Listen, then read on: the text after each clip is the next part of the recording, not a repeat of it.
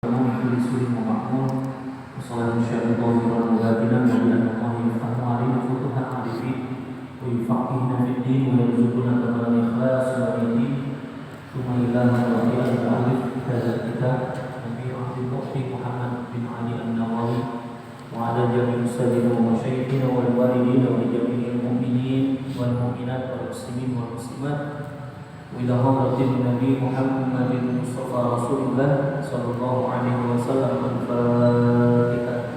أعوذ بالله من الشيطان الرجيم. بسم الله الرحمن الرحيم. الحمد لله رب العالمين الرحمن الرحيم مالك يوم الدين إياك نعبد وإياك نستعين اهدنا الصراط المستقيم صراط الذين أنعمت عليهم غير المغضوب عليهم ولا الضالين. آمين. بسم الله الرحمن الرحيم. الحمد لله رب العالمين والصلاة والسلام على أشرف الأنبياء والمرسلين وعلى آله وصحبه أجمعين. رب يسر ولا تعسر وبيتمم بالخير. رب اشرح لي صدري ويسر لي أمري واحلل عقدة من لساني يفقهوا قولي. قالوا سبحانك لا علم لنا إلا ما علمتنا إنك أنت العليم الحكيم. قال المصنف رحمه الله تعالى وأدام النفع به وببركة علومه في الدارين آمين. قال وثالثها ألا يكون عليه أي العضو مغير للماء تغيرا مضارا به كزعفرا.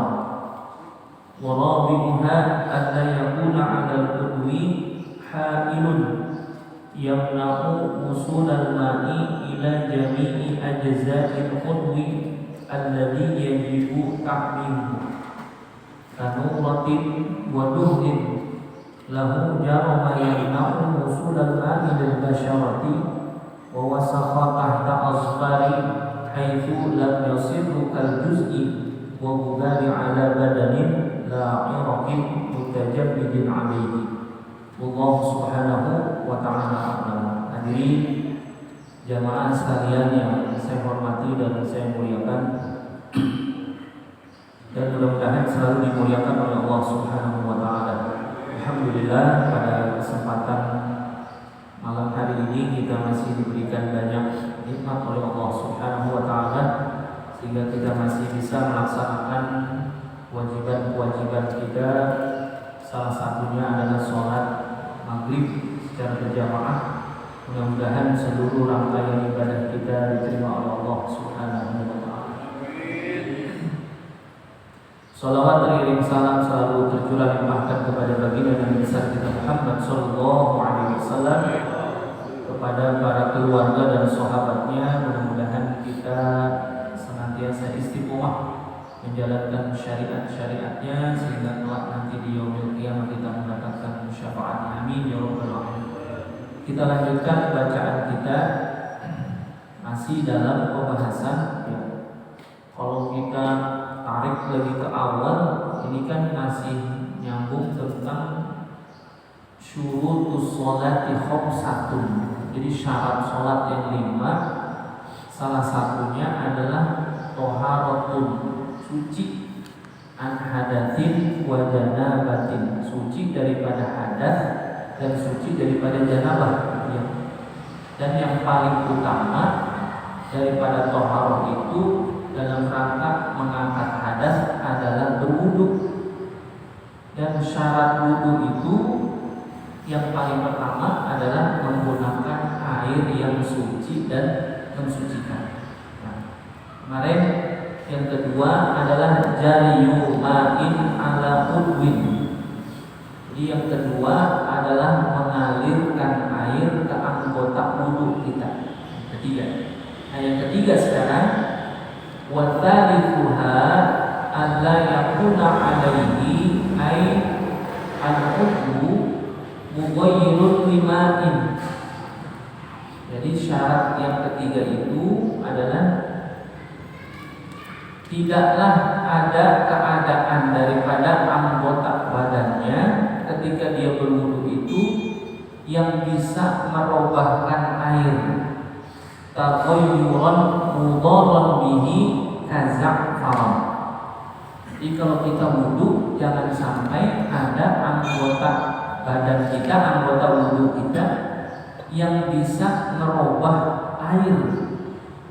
Makanya kita kalau wudu, kalau di anggota wudu kita masih ada kotoran, bersihin dulu, jangan dibarengin sama basuh wudu.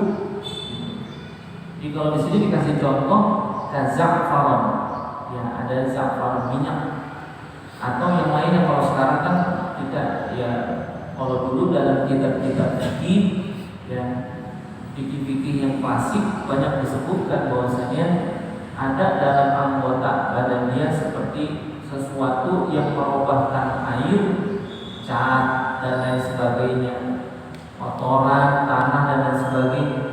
Nah, jadi kalau masih ada di dalam anggota wudu kita kotoran, jangan dibasuh dibarengi dengan wudu, gitu maksudnya. Jadi bagaimana caranya? Kalau ada kotoran, bersihin dulu, baru mulai wudunya. Jangan kotoran itu dibarengi dibasuh dengan basuhan wudu dia.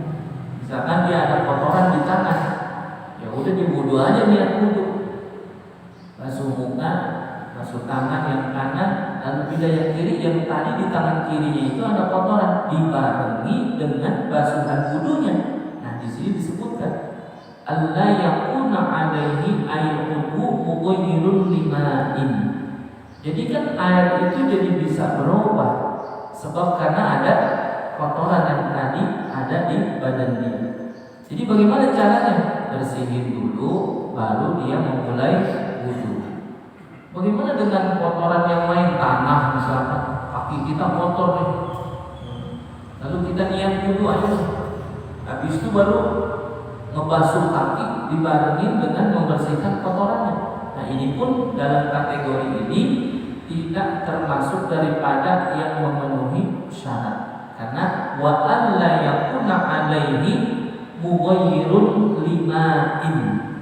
Jadi jangan ada di anggota wudu kita yang bisa merubahkan itu air. Dibersih dulu ya Pak. Jadi jangan dibarengin. Ya kalau misalkan dibarengin bagaimana? Karena ada ulama yang berpendapat kalau dibarengin begitu wudunya nggak sah. Karena wudu itu dalam rangka mengangkat hukum hadas, bukan mengangkat kotoran. Kalau kotoran bersihin dulu. Gitu. Jadi kalau dibarengin nggak cukup syaratnya. Gitu.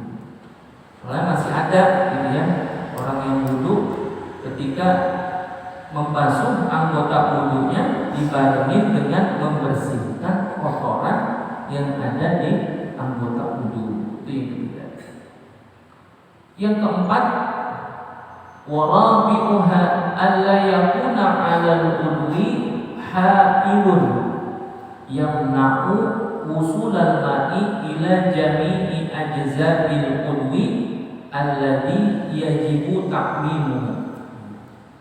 Yang keempat syaratnya, janganlah ada di anggota wudu itu ha'ilun, penghalang, yamna'u usulal ma'i ila jami'i ajza'il udwi, yang bisa menghalangi sampainya itu air wudu ke anggota wudunya.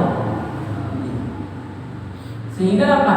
Karena memang ada kewajiban alladzi yajibu ta'mimuhu, yang mana kita ada kewajiban untuk meratakan ya basuhan di dalam berwudu sampai kepada anggota wudu yang menjadi wajib itu semua.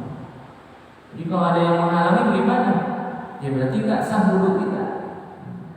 Kalau dalam kitab-kitab fikih klasik disebutin getah, ya sisik ikan. Kalau dalam Irsyadul Anam, Syekh Utsman bin Abdullah bin Aqil bin Yahya mencontohkan perkara yang sangat sederhana. Apa yang bisa menghalangi daripada sampainya air wudu ke badan kita? Salah satunya adalah getah dan juga sisik ikan yang nempel. Karena itu termasuk dalam kategori ha'ilun, penghalang daripada sampainya air wudhu ke badan kita. Makanya itu tadi poin yang ketiga sama poin yang keempat nyambung, gitu ya.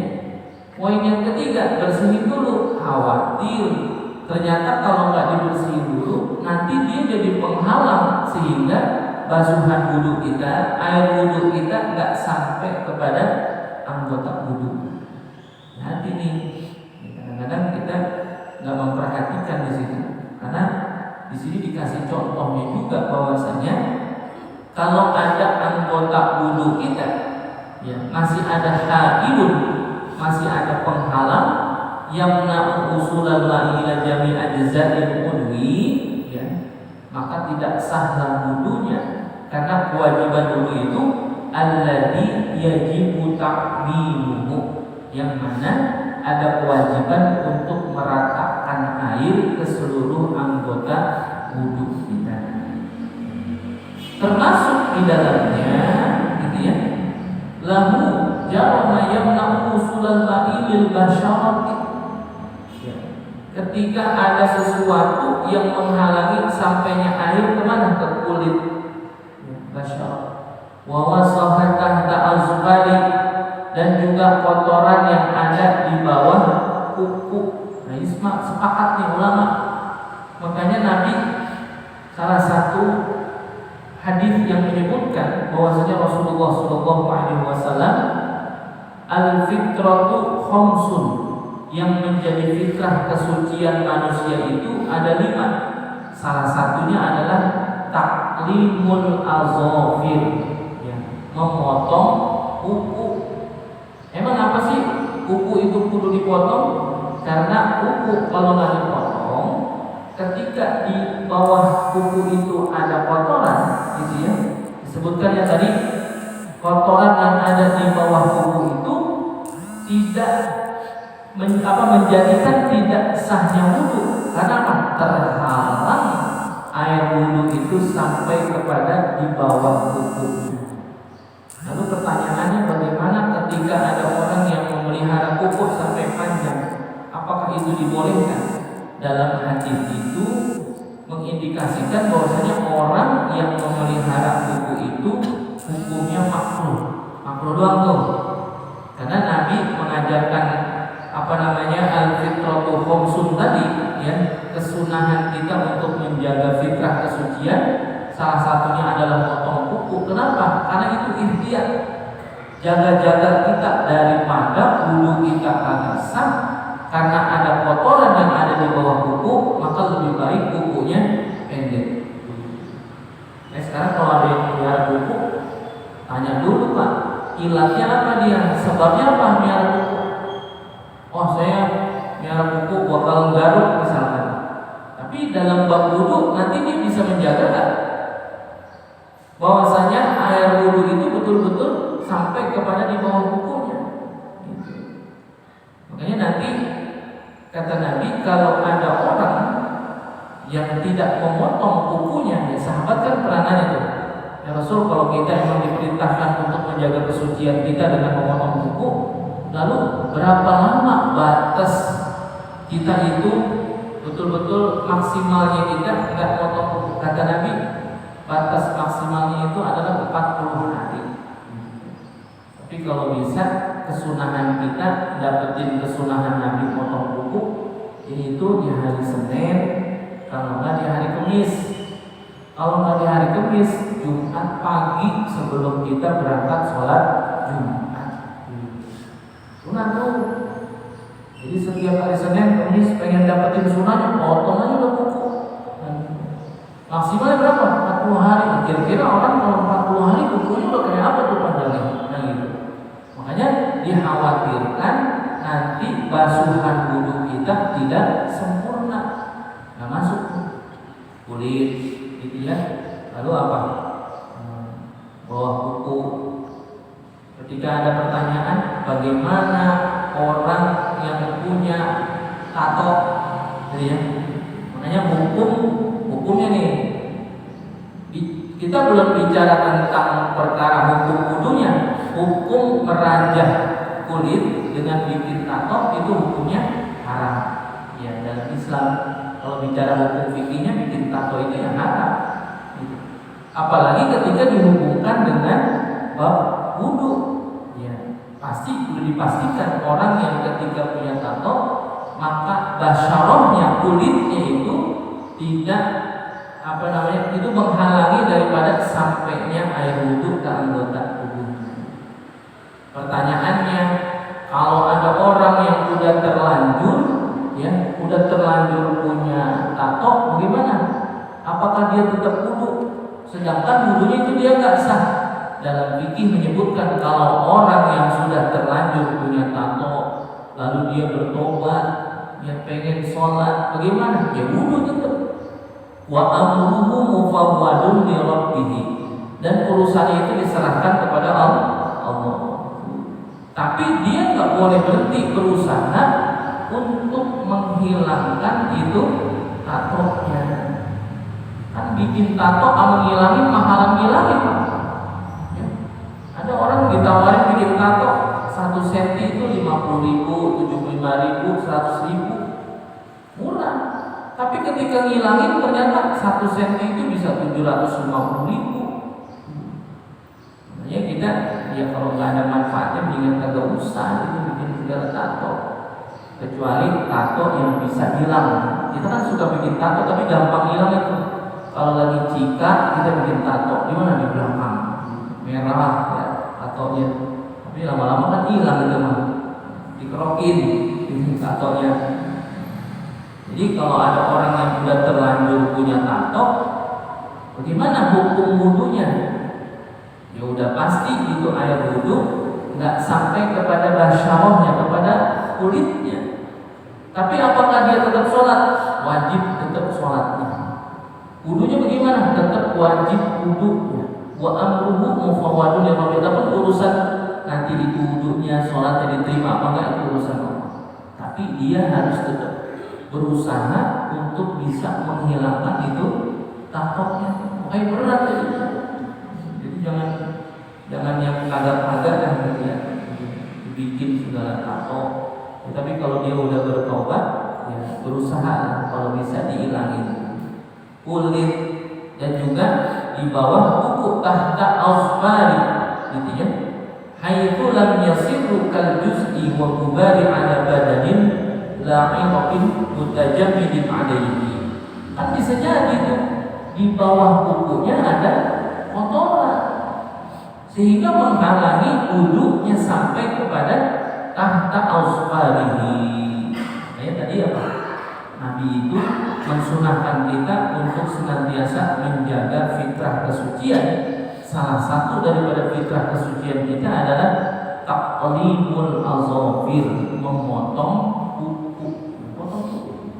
Senin, Kamis, atau enggak hari Jumat sebelum sholat Jumat.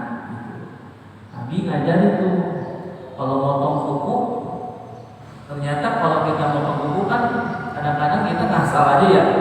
Padahal ada kesunahan tuh. Kesunahan waktunya motong kuku yang Senin, Kamis atau Jumat waktunya. Adapun bicara urutannya, ini ada urutannya. Ya, kalau Imam Ghazali mengajarkan motong kuku dari mana? Telunjuk. As-sababah, dari telunjuk tangan kanan.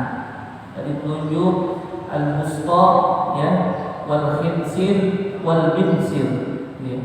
Telunjuk jari tengah, jari manis, kelingking, baru pindah ke ini, ke ibu jari, gitu ya. Baru ke jempol, ke ibham. Nanti yang kiri gimana? Yang kiri dari kelingking tangan kiri, lalu ke jari manis tangan kiri, jari tengah, telunjuk diakhiri ke ibham, ke jempol tangan kiri. Jadi ada dua istimewaannya apa? Waktunya dapat ya, hari Senin dapat waktu kesunahan dan dapat kesunahan secara urutan motong kuku. Nah kalau kaki kita motong kukunya dari mana? Kalau kaki diawali dengan kaki kanan, kelingking kaki kanan tuh. Dari kelingking kaki kanan terus ke kiri. Ya, jari manis, jari tengah, telunjuk, lalu jempol kaki kanan, pindah ke jempol kaki kiri terus ke kelingking. Jadi kalau kaki itu dari kanan ke kiri. Jadi dapat sunnahnya juga Pak. Jadi bukan hanya sunnah waktunya, akan tetapi dapat kesunahan urutan memotong kukunya. Nah, bagaimana kalau ada orang motong kuku malam hari? Ya, kata ulama kalau malam-malam kukunya makruh saja. Ya, kalau ada malam-malam dia motong kuku makruh. Ya, kalau bisa di siang hari. Dan lebih bagus lagi nih, motong kuku yang bagus lagi kalau ada suami kukunya dipotongin sama istri. Itu ini bapak-bapak pernah kukunya dipotongin sama bini, pernah nggak? Hah? Pernah nggak? Kita sampai rumah sampai ini besok, ini kan hari Senin besok ya, besok pagi abang mau berangkat kerja, tolong potongin kuku abang dulu. Kata bininya peradaban amat, sari-sarinya juga sendirian, wajar bener. Itu pahalanya besar banget Pak. Pahalanya besar. Istri itu motongin kuku suami itu luar biasa ini. Itu ada kesunahan.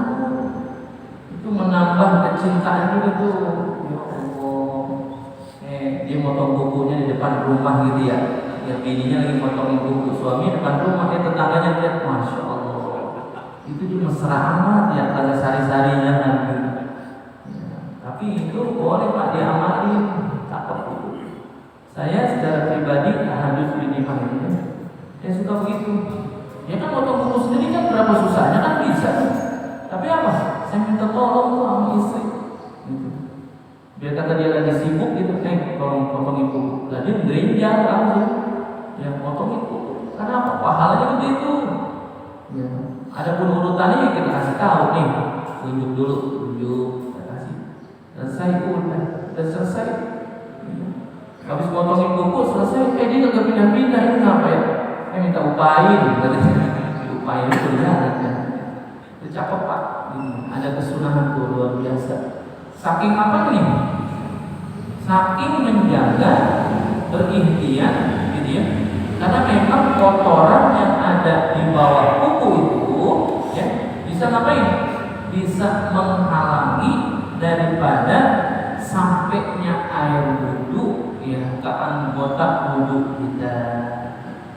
Mudahan kalau kaki Pak ya, kalau kaki kadang kan kuku kaki itu di ujung-ujungnya itu ada kotoran, hitam-hitam kotoran, bersih kotor, yang rapi yang bersih. Ya, itu bagian daripada kesempurnaan. Jadi ketika disebutkan wa wasaf tahta azfari haythu lam yasiru kal juz'i wa mubani ala badal al-akhirati mutajammidin alaihi. Jadi ternyata kotoran yang ada di bawah kuku itu termasuk daripada yang menghalangi daripada sahnya wudu. Ya, karena tahta azfari bawah kuku itu juga bagian yang wajib untuk dibasuh ketika berwudu. Jadi kalau orang miara kuku bagaimana? Ketika dia miara kuku tapi dia bisa menjaga kebersihannya, silakan aja, gitu ya. Tapi nanti kena hukum makruh karena taklimul azafir yang motong kuku itu termasuk daripada fitrah kesucian yang mesti dijaga dari setiap manusia, dari setiap kita. Jaga kebersihan, potong kuku. Wa illam yasir kal juz'i wa lam yata'adda bi izalatihi li kathrati taqarrubihi lil masyaqqati fi izalatihi.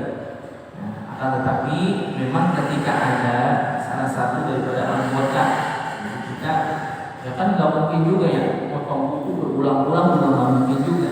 Kita lihat juga dan kondisinya.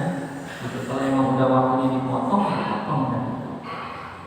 Lalu wa idza taqaqqumul wasakha 'ala al-qurbi wa sara juz'an min al-badani yata'assaru faslu anhu bihaitsu yakhsha min faslihi mahdurun ayam fala yamna'u sihatil wudu wa yantaqidu wudu bilam sihi. Ini makanya jikalau kita menemui kotoran di anggota badan kita sehingga daripada salah satu anggota badan kita menyulitkan untuk berwudu, gitu ya, agar sempurna wudu kita. Nah ini ada kesulitan jadinya, bagaimana? Ya diusahakan agar supaya untuk bisa dibersihi. Saking apa ya tuh? Saking kita pengen wudu kita itu sempurna. La sholata liman la wudu ala. Kata Nabi, tidak ada sholat bagi siapa saja yang tidak wudu. Tidak wudu di sini bukan berarti sama sekali dari awal dia nggak wudu. Kata Nabi, bicara tentang liman la wudu ala, maksudnya tidak ada sholat yang nggak dianggap sholatnya seseorang kalau wudunya itu tidak sempurna. Nah, sekarang kita bagaimana mau tahu wudu kita sempurna apa kagak kalau syaratnya saja kita tidak tahu. Makanya ini kita lagi sama-sama ngingetin diri kita yang bahwasanya perkara urusan wudu itu adalah penting. Ya, bagaimana mungkin kita punya sholat itu sah diterima kalau wudunya itu tidak sempurna. Wa baqiya lil wudu'i syurutun, dan ada lagi sebagian daripada wudu itu ada syarat lagi tambahannya. Wa hiya islamun wa tamyizun, yaitu Islam dan tamyiz. Wa hadani syartani fi kulli ibadatin taftakiru li niyatin. Syarat yang berikutnya dalam wudu itu adalah orang Islam. Itu syarat sah niyat. Jadi nggak mungkin sah itu orang berwudu kalau dia bukan Islam. Dan ini menjadi syarat dari setiap ibadah yang meliputi di dalamnya ada unsur niat. Jadi ada orang bukan Islam wudu niat, gimana? Ya kagak sah wudunya, walaupun wudunya wudu tadi benar tuh, sempurna tuh. Ya tapi dia bukan Islam, ya nggak memenuhi syarat. Karena syarat sahnya wudu itu adalah Islam. Wa tamyiz. Tamyiz itu kategorinya adalah ketika seseorang sudah bisa membedakan mana yang hak, mana yang batil. Itu tamyiz ini. Karena tamyiz ini nanti ada ulama menyebutkan tamyiz itu adalah satu tingkat di bawah akil balik. Jadi kalau ada anak yang udah masuk akil balik, biasanya ditandai dengan tanda-tanda akil balik. Gitu. Biasanya kalau laki-laki mimpi, kalau perempuan haid. Ini anak belum haid, ini anak belum mimpi jima, tapi dia udah mau mendekati itu, berarti dia udah tamyiz. Kalau dia wudunya sah, udah masuk kategori tamyiz. Nah kita ngajarin anak kita wudu dari kapan? Dari jauh sebelum ketika dia tamyiz. Makanya ini bicara tentang wudu jauh sebelumnya, jangan ketika dia udah tamyiz atau apalagi ketika dia udah akil balik, dia belum tahu tentang perkara wudu yang sempurna itu seperti apa. Ini jadi syarat nih, dua nih. Ini menjadi syarat yang dalam setiap ibadah ini mesti ada ya, untuk menyempurnakan daripada syarat yang masuk dalam kategori yang tadi. Dan juga ada syarat apa? Wa adamul munafi kal haidi wan nifasi fil wudu'i li ghairi aksaril haddi wal ahdi. Jadi di dalam berwudu, wudu itu akan sah selama tidak ada yang menghalangi daripada kesahannya wudu. Seperti apa? Haid dan nifas. Nah, orang lagi haid, orang lagi nifas, lalu dia wudu, bagaimana wudunya? Sedangkan dia punya hadas besar. Lah hadas besar kagak hilang lewat apa? Lewat wudu. Makanya kalau ketika ada orang yang lagi haid dan nifas, dia wudu boleh nggak? Boleh. Tapi wudunya bukan untuk mengangkat hadas. Wudunya dalam rangka apa? Untuk menghilangkan kemakruhan dalam rangka beraktivitas. Ini ada kesunahan Pak. Jadi orang kalau lagi punya hadas besar, ya, salah satunya juga janabah karena jima, ketika dia ingin melakukan sesuatu itu hukumnya makruh untuk menghilangkan menghilangkan kemakruhannya, ngapain? Wudu. Jadi orang punya hadas besar nih, nah kan hadas besar wudu mandi, tapi dia ngapain itu wudu? Wudunya untuk menghilangkan kemakruhan.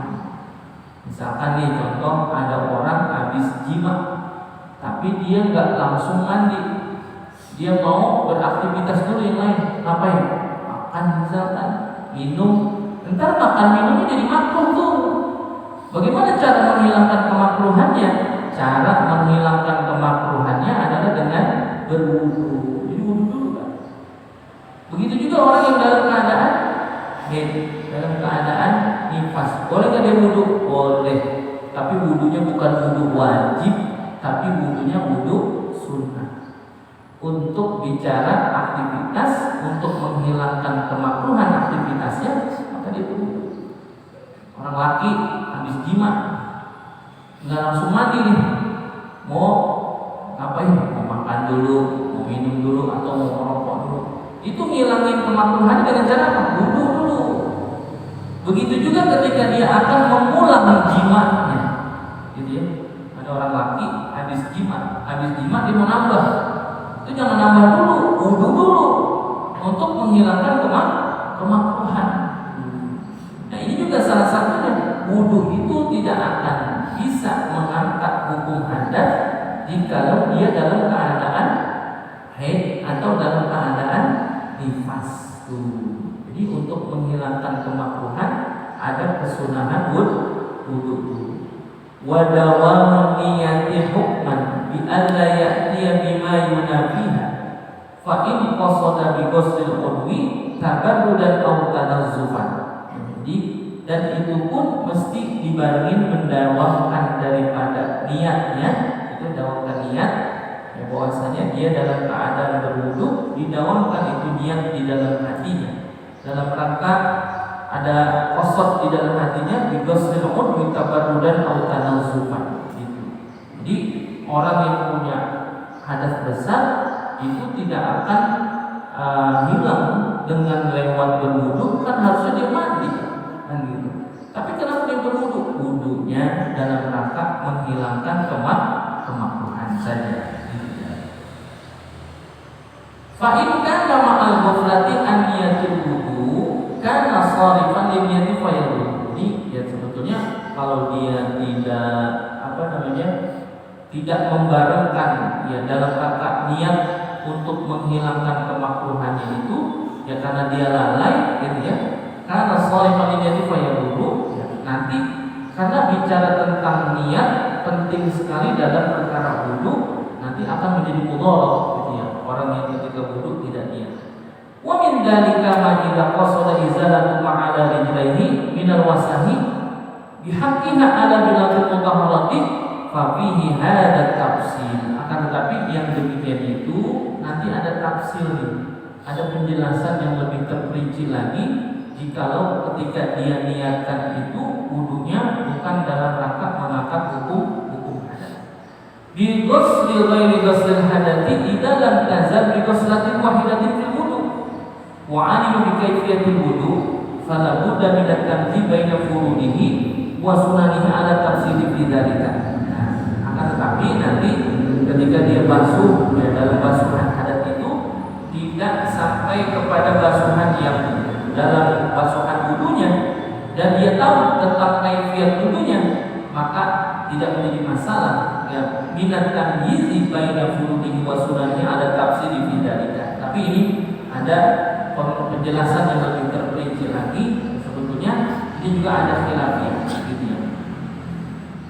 Lalu hasiluhu annahu ma tamayyaza furuda min as-sunani aw taqadahu kullahu furudan sahha min al-alim wal amin. Lalu bagaimana kalau ada orang yang wudu, dia kagak tahu mana yang fardu, mana yang sunnah. Nah ini kalau orang awam ini gak jadi masalah. Tapi kalau dia udah pernah belajar, dia udah pernah tahu mana yang termasuk fardu wudu dan yang mana termasuk sunnah wudu, itu dia gak bisa bedain. Kagak sah wudunya. Makanya kita mesti tahu mana yang fardu dan mana yang sunnah. Kalau bicara wudu kan rukun rukun wudu kan 6. Ya, yang 4 dari Al-Quran, yang 2 lagi dari Rasulullah SAW. Selebihnya sunnah. Kalau dia nggak bisa bedain mana fardu wudu, dia nggak bisa bedain mana sunnah wudu, sudah dipastikan wudunya kagak sah. Kecuali dia adalah orang amil, orang awam yang baru tahu Islam. Dia taunya apa? Wudu itu secara urutannya umur, istinsyak, basuh muka, tangan, kepala, telinga, kaki, kan gitu. Urutannya itu. Cuman ketika ditanya mana fardu wudu, mana sunnah wudu, dia kagak tahu.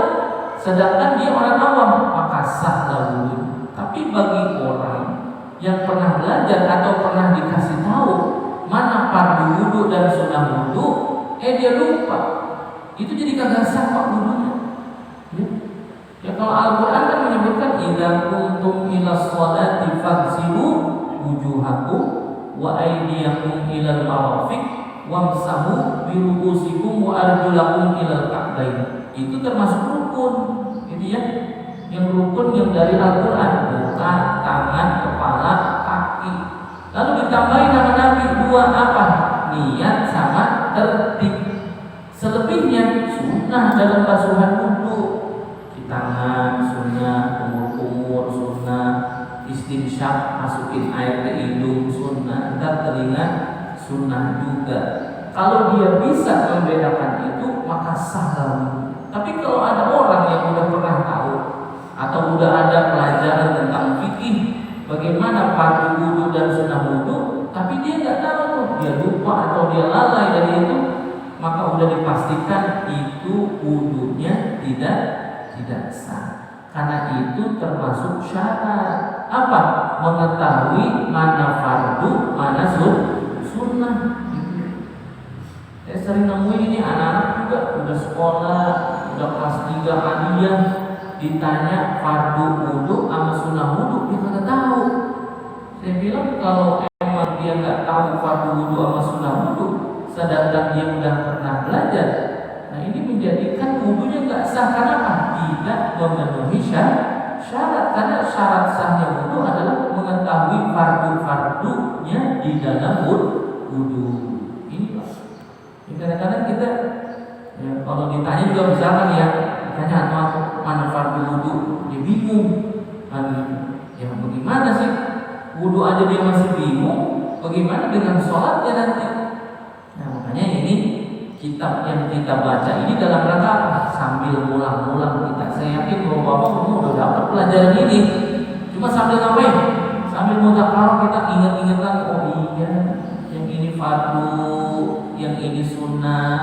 Sehingga ketika bicara tentang syarat wudu, kita bisa membedakan antara wudu yang fardu dengan yang sunnah. Nah di sini disebut. Jadi kalau dia awit taqadahu kullahu furudan sohat minal alimi wal alim. Jadi kalau ada orang menyangka bahwasanya seluruh basuhan wudu itu adalah wajib, adalah rukun, adalah fardu, masih sah wudunya. Ya, dia menyangka bahwasanya seluruh basuhan wudu mulai dari cuci tangan, kumur, istinsyak, basuh muka, semuanya adalah fardu. Di sini disebutkan sohat, tetap sah wudunya karena menyangka semuanya fardu. Tapi kalau dia tidak bisa membedakan mana yang fardu, mana yang sunnah, adapun misalkan dia sunnah dibilang fardu atau yang fardu dibilang sunnah, ini akan berbahaya. Karena apa? Akan merusak daripada wudunya tuh, karena tidak mengetahui mana yang fardu dengan mana yang sunnah. Wa ini taqada anna fihi furuḍan wa sunana wa lam yumayyiz bainaha wa lam ya'taqid bi fardin mu'ayyanin naflan ka'an kana kullama su'ila an syai'in minhu hal huwa fardun aw sunnatun yaqulu la adri sahhat minal ami dunal alimi. Kalau ada orang yang mengiktikadkan bahwasanya dalam perihal wudu ada yang fardu, ada yang sunnah, tapi dia nggak bisa bedain, gitu ya. Mana yang fardu dan mana yang sunnah, gitu. Ketika ditanya misalkan hal huwa fardun aw sunnatun, bagian dari fardu apa sunnah? Lalu yaqulu la adri, saya tidak tahu. Mana itu basuhan wajib, mana basuhan sunnah, saya tidak tahu. Sohha minal ami, maka sahlah wudunya bagi orang yang awam, yang belum tahu. Tapi ketika dunal alimi, orang yang sudah pernah belajar akan tetapi dia mengatakan itu nggak tahu, maka sudah dipastikan itu wudunya tidak sah. Makanya dalam hal ini nanti ketika bicara tentang syarat, salah satunya wudu itu mesti tahu mana fardu, mana sunnah. Mudah-mudahan dengan kita duduk bareng begini sama-sama kita ulang-ulang lagi pelajaran kita agar supaya wudu kita betul-betul sesuai dengan apa yang diajarkan pada syariat, sehingga wudu kita sah, sempurna, dan juga nanti bicara sholat kita juga sempurna. Wallahu subhanahu wa ta'ala a'lamu. Ila hadratin Nabi al-Fatihah. A'udzu billahi minasyaitonir rajim. Bismillahirrahmanirrahim. Alhamdulillahi rabbil alamin, arrahmanir rahim, maliki yaumiddin. Iyyaka na'budu wa iyyaka nasta'in. Ihdinas siratal mustaqim, siratal ladzina an'amta 'alaihim ghairil maghdubi 'alaihim waladdallin. Bismillahirrahmanirrahim. Alhamdulillahi rabbil alamin. Allahumma shalli 'ala sayyidina Muhammad wa 'ala ali sayyidina Muhammad. Allahumma iftah 'alaina futuhal 'arifin. وفقنا في الدين واجعلنا من العلماء العاملين والأغنياء المتصدقين والعدوان إلى مطالب من رحمتك يا أرحم الراحمين. ربنا آتنا في الدنيا حسنة وفي الآخرة حسنة وقنا عذاب النار والحمد لله